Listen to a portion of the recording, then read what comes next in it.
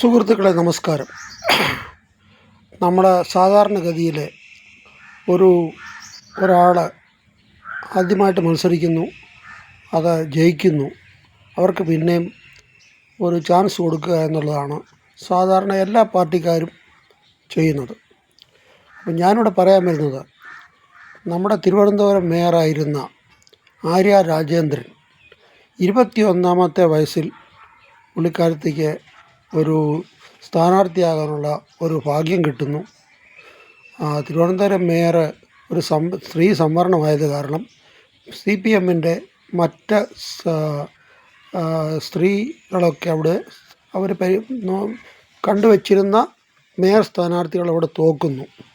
Mayor Arya രാജേന്ദ്രന് അപ്പോഴത്തേന് അവിടുത്തെ CPM മേയറാകാനുള്ള ഒരു chance കിട്ടുന്നു, സുവർണാവസരം പാർട്ടി കൊടുക്കുന്നു.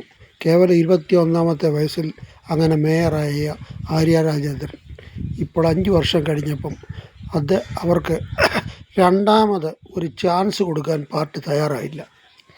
കാര്യം, കഴിഞ്ഞ 5 വർഷം ഈ മേയറായിരുന്ന ആൾ എന്തെല്ലാം കുലുമാലുകൾ നാട്ടുകാർക്കും ഒപ്പിച്ചു. അത് പാർട്ടി അന്നൊക്കെ ന്യായീകരിച്ചാലും ഇപ്പോൾ പാർട്ടിക്ക് മനസ്സിലായി ഈ മേയറെ മുൻനിർത്തി മത്സരിച്ചു കഴിഞ്ഞാൽ പാർട്ടി അവർ തോക്കുമെന്നുള്ളതല്ല, അയൽവക്കത്തുള്ള മറ്റു സ്ഥാനാർത്ഥികളും തോക്കാൻ ചാൻസ് ഉണ്ട്.